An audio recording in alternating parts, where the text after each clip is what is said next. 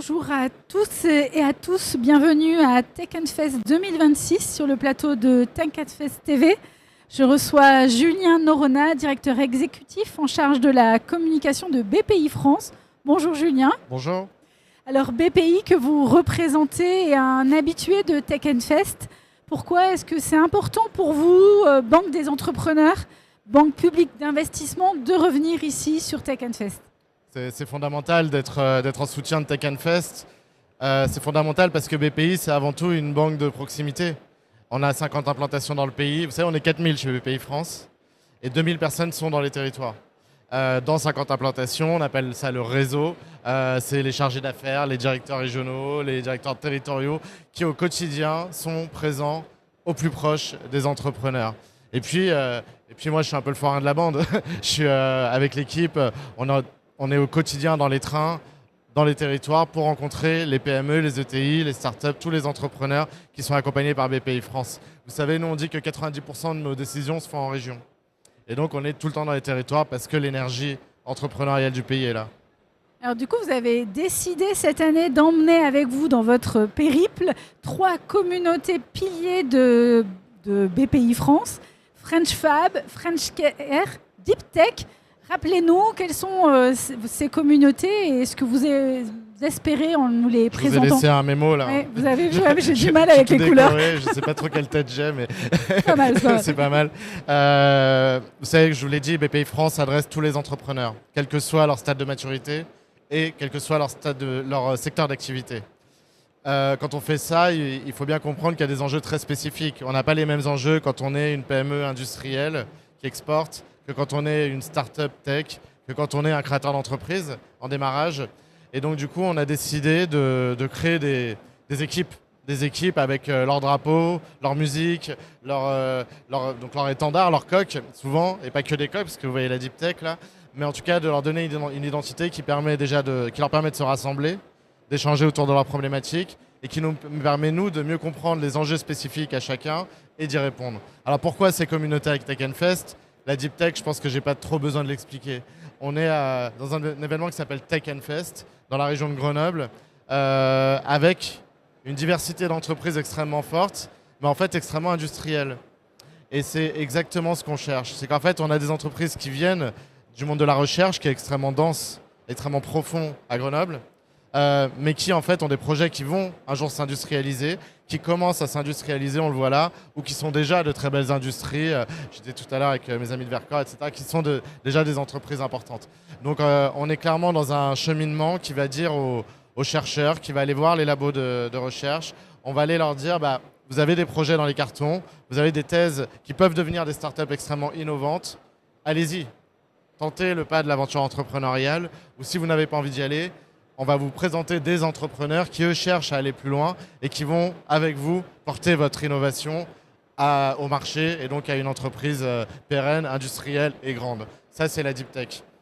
La French Fab, c'est l'industrie. C'est le drapeau de la réindustrialisation du pays. Vous savez qu'on a un grand plan chez BPI France. On va mettre 35 milliards d'euros sur 5 ans pour créer 100 sites industriels par an, issus de la Deep Tech, des startups industrielles, en accompagnement des PME, des ETI existantes pour qu'elles fassent des extensions de sites, qu'elles continuent d'innover et qu'elles continuent de grandir et de se transformer.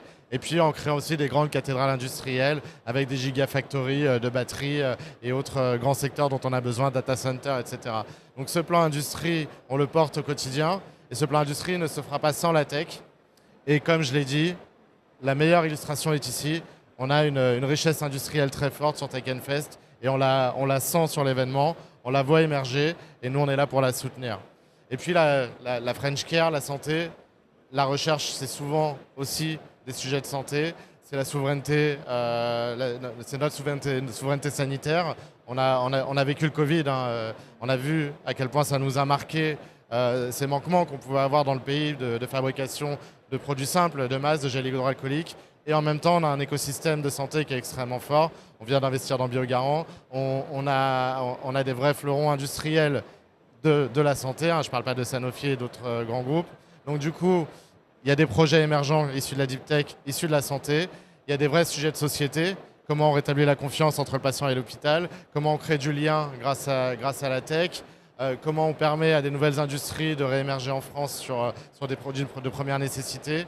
Et donc, c'est tout le travail qu'on fait aujourd'hui avec les acteurs de la French Care pour réussir à rééquilibrer un écosystème santé. Et là, une des fiertés, c'est qu'à TechNFest, il y a un village de 30 entreprises, PME, ETI, start-up, ensemble, autour de la santé dans la région et qui rayonnent bien sûr au niveau national et international. Vous parlez de dialogue. Vous estimez que le dialogue n'est pas encore assez important entre tous ces acteurs? Pourtant, vous travaillez depuis longtemps à faire en sorte que ça fonctionne. Vous savez, on est surpris parfois. On est très surpris de voir finalement des filières qui sont sur un marché assez commun, mais qui se parlent pas plus que ça. Et ça, on le voit dans le sport, on le voit dans la French Touch. La French Touch, vous savez, c'est la mode, c'est les jeux vidéo, c'est la musique, c'est les arts de vivre. C'est des filières d'excellence qui rayonnent dans le monde entier. Et jusqu'à il y a 5 ans, elles se parlaient très peu. Et quand elles se parlent, elles créent de l'innovation dans la mode, elles créent de l'innovation dans la musique. Enfin, on voit bien que faire se parler des filières sur un même marché, c'est extrêmement vertueux pour l'ensemble des entrepreneurs. Et c'est ce qu'on fait au quotidien avec tous les entrepreneurs. Vous savez, je prends une réflexion assez basique qu'on a, une réflexion purement individuelle. Nous, on pense qu'un entrepreneur réussit s'il rencontre 1000 personnes par an. Est-ce que vous rencontrez 1000 personnes par an? Je pense que oui. Dans votre métier, je pense que vous voyez beaucoup de monde. C'est vrai. On s'en rend pas forcément compte, mais déjà sur TechNFest, je pense qu'on fait 10% du job. Mais rencontrer 1000 personnes par an, c'est changer son destin. Et une entreprise qui rencontre d'autres entreprises changera son destin. Il n'y a qu'en équipe qu'on arrivera à créer des grandes entreprises françaises, européennes, internationales. Du coup, favoriser ce dialogue, vous avez créé un espace Agora cette année. Qu'est-ce que vous y faites? Vous savez, TechNFest, je pense que si le Dauphiné est là, c'est parce que c'est un salon, bien sûr, mais c'est aussi un espace de conversation. Et on était là en exposant depuis le départ. Mais cette année, avec l'équipe, on s'est dit, mais en fait, il faut que nous aussi, on alimente cette conversation avec tout ce qu'on voit au quotidien sur l'ensemble des entreprises qu'on accompagne et des études qu'on peut faire chez BPI France. Donc, on a décidé de ne pas faire de stand cette année. On a décidé de créer à vos côtés une nouvelle scène qui apporte encore un contenu différent et qui permet aux visiteurs de s'enrichir de l'ensemble des contenus de TechNFest, dont le contenu porté par les équipes de BPI France. Donc oui, notre stand, c'est une grande conversation et c'est ce qu'on aime faire sur nos événements. Si vous venez au Big, qui est notre grand événement annuel, il y a 25 000 personnes, on est à l'Accor Arena, il y a toutes les équipes de TechNFest qui sont présentes avec nous, le Dauphiné. Mais en fait, Big, c'est 1000 speakers, 500 ateliers et conférences, c'est du contenu. Et un événement sans contenu, aujourd'hui, je pense que ça n'a plus de sens. Donc vous l'avez fait depuis le départ et on est content d'y contribuer. Et parmi les sujets dont on parle pendant ces 2 jours, on parle beaucoup d'innovation, comme toujours. On parle aussi de souveraineté. On parle aussi beaucoup d'IA. Est-ce que l'innovation comme levier de la souveraineté, et notamment souveraineté industrielle, ça fait sens? On est dans une économie en transformation.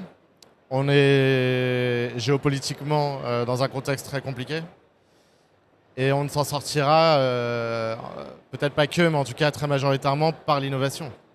L'innovation, ça transforme les entreprises. Ça transforme les entreprises en leur permettant de faire leur transition écologique et énergétique. Ça les transforme en leur permettant d'être plus productives et donc d'avoir des économies d'échelle qui permettent de rivaliser avec des compétiteurs qui, eux, n'hésitent pas à avoir des prix très bas. Et puis ça permet tout simplement de rester en mouvement et donc d'apporter des produits différenciants sur le marché français et sur les marchés mondiaux. Donc il faut mettre l'innovation au cœur de la stratégie de toutes les entreprises. Vous parlez d'IA. L'IA, on a déferlé depuis 3 ans dans notre quotidien personnel, dans notre quotidien professionnel, dans nos tâches bureautiques, administratives. Elle pose beaucoup de questions et c'est légitime. Comme l'arrivée d'Internet en 2000 a posé beaucoup de questions, l'IA est une grande transformation. Cette transformation, on n'a absolument pas conscience de ce qu'elle va devenir. On essaye de la comprendre, on essaye de l'accompagner, mais ce dont on est sûr, c'est qu'elle va être transformante pour l'ensemble de l'économie. Donc il faut qu'on pousse les entreprises françaises à mettre tout de suite le pas dedans.